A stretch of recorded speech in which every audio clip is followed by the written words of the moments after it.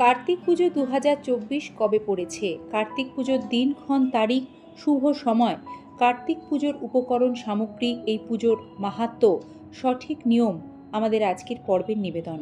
সম্মানীয় দর্শক শ্রোতা বন্ধু, প্রতি বছর কার্তিক মাসের সংক্রান্তিতে কার্তিক পুজো পালন করা হয়, যা চলতি বছরে 16ই নভেম্বর শনিবার পড়েছে।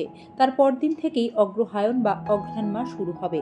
তার আগের দিন 15ই নভেম্বর একাধারে কার্তিক পূর্ণিমা, দেব দীপাবলি এবং রাস পূর্ণিমা। প্রচলিত বিশ্বাস অনুযায়ী দেব সেনাপতি কার্তিকের আরাধনায় পুত্র সন্তান লাভ হয়। তবে যে দেব কার্তিকের আরাধনায় শুধুই পুত্র লাভ হয় এমনটা নয় বন্ধুরা। দেব সেনাপতি কার্তিকের আরাধনা করলে সংসারে বিভিন্ন ক্ষেত্রে বিভিন্ন সুফল পাওয়া যায়, যেমন সংসারে শ্রীবৃদ্ধি হয়, আয় এবং উন্নতি হয়।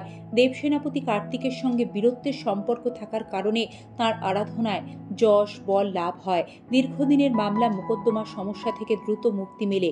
দেব সেনাপতি কার্তিকের উপাসনায় মঙ্গল গ্রহের শুভ ফল প্রাপ্ত হয়। এছাড়া কার্তিক দেবের পুজো করলে অবিবাহিতদের ভৌম বা মঙ্গলের দোষ কাটে। যারা চলতি বছরে কার্তিক পুজো করতে যাচ্ছেন তাদের সকলের জন্য কার্তিক পুজোর শুভ সময়টি জানা আবশ্যিক এবং কার্তিক পুজোর ধ্যান মন্ত্র, দেব সেনাপতি কার্তিকের প্রণাম মন্ত্র, সেটিও জানতে হবে, যা আমরা এই পর্বেই লিখিত রূপে স্ক্রিনে প্রদান করতে চলেছি। আপনারা চাইলে অবশ্যই নোট করে নিতে পারেন। যে দুটি বিশেষ উপকরণ ছাড়া কার্তিক পুজোই অসম্পূর্ণ, তার প্রথমটি হলো জলপাই, দ্বিতীয়টি পায়েস। তাই কার্তিক পুজোয় আপনারা অন্যান্য ফলের সাথে কার্তিক দেবকে একটি হলেও জলপাই নিবেদন করবেন ও তাকে ভোগে পায়েস তৈরি করে দেবেন। কার্তিক পুজোর সহজ জোগাড় ও পুজো করার পদ্ধতি এবারে আপনাদের জানাচ্ছি। সবার প্রথমে একটি পরিষ্কার পরিচ্ছন্ন জায়গায় একটি জল চৌকি রাখতে হবে অথবা একটি ঠাকুর প্রতিষ্ঠা করার বেদি তৈরি করতে হবে। তারপর সেই জল চৌকি অথবা বেদির ওপরে একটি লাল কাপড় পেতে দেবেন। তার উপর কিছু পরিমাণ আতপ চাল, দূর্বা ঘাস এবং গঙ্গা জল ছিটিয়ে দিন। তারপর কার্তিক ঠাকুরের মূর্তি অথবা ছবি প্রতিষ্ঠা করুন। এরপর কার্তিক ঠাকুরের সামনে আপনার পছন্দ অনুযায়ী একটি গোলাকার আলপনা আঁকুন। সেটা চালের গুঁড়ো দিয়ে হতে পারে অথবা আবির দিয়েও। তারপর সেই আলপনাটির ওপর একটি ঘট স্থাপন করুন। ঘরটি পিতল, কাঁসা অথবা মাটির হওয়া অবশ্যই প্রয়োজন। ঘটের ওপর সিঁদুর দিয়ে স্বস্তিক চিহ্ন অঙ্কন করবেন।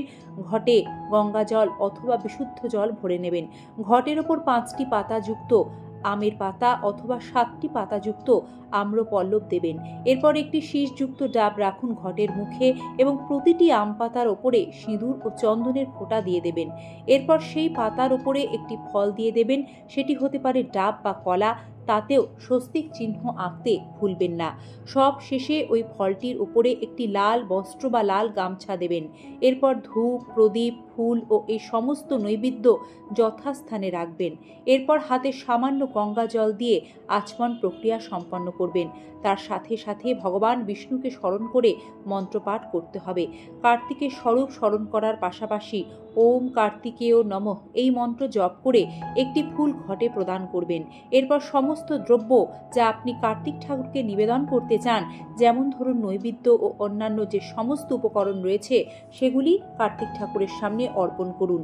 এরপর ঠাকুরের উদ্দেশ্যে প্রদীপ ও ধূপ দেখান, অর্থাৎ আরতি সম্পন্ন করুন। ব্রহ্মার বরে মহাবলী তারকাসুরের নিধনের জন্যই অতি বিক্রম যোদ্ধা দেব সেনাপতি কার্তিকের জন্ম হয়েছিল।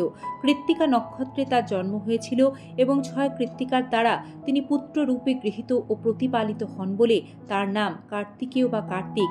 বন্ধুরা, স্কন্দ পুরাণে কার্তিক দেব সম্পর্কে বিস্তারিত বর্ণনা রয়েছে। কেউ তাকে বলেন স্কন্দ, কেউ বলেন মুরুগান, আবার কেউ ডাকে সুব্রহ্মণ্য বলে। পুরাণ অনুসারে হলুদ বর্ণের কার্তিকের 6টি মাথা, তাই তাঁর অপর নাম সরানন। যুদ্ধের দেবতা বলে নাকি তার 6টি মাথা। চারিদিক থেকে তার লক্ষ্য অবিচল। 5টি ইন্দ্রিয় অর্থাৎ চোখ, কান, নাক, জিভ ও ত্বক ছাড়াও একাগ্র মন দিয়ে তিনি যুদ্ধ করেন। তার হাতে থাকে বর্ষা, তীর, ধনু। তার বাহন আলস্যবিহীন ময়ূর।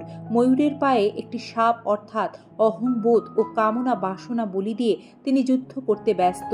মানব জীবনের ষড়রিপু কাম, ক্রোধ, লোভ, মদ, মোহ, মাৎসর্যকে সংবরণ করে দেব সেনাপতি কার্তিক যুদ্ধক্ষেত্রে সদা সজাগ থাকেন। তাই ষড়রিপুকে দমন করে জীবনযুদ্ধে জয়লাভ করতে গেলে দেব সেনাপতির আশীর্বাদ আমাদের সকলেরই দরকার। বন্ধুরা, কার্তিক পুজো সম্পর্কিত আরও একটি গুরুত্বপূর্ণ নিয়ম হলো, যদি উদযাপনের পুজো হয় সেক্ষেত্রে ব্রাহ্মণ থাকা আবশ্যক।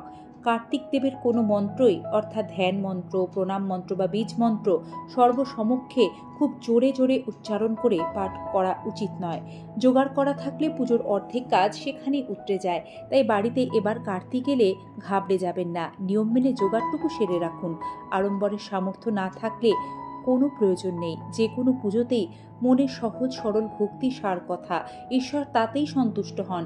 তাই সন্তান কামনাই হোক বা তার মঙ্গল কামনা, ভক্তি ভরে নিষ্ঠার সাথে কার্তিক পুজো করলে অবশ্যই ফল মেলে। এছাড়াও কার্তিক পুজো করলে শত্রু ভয় দূর হয়, শত্রুর উপর বিজয় নিশ্চিত হয়। কার্তিক সংক্রান্তি ও কার্তিক পুজোর আন্তরিক প্রীতি ও শুভেচ্ছা আপনাদের সকলকে।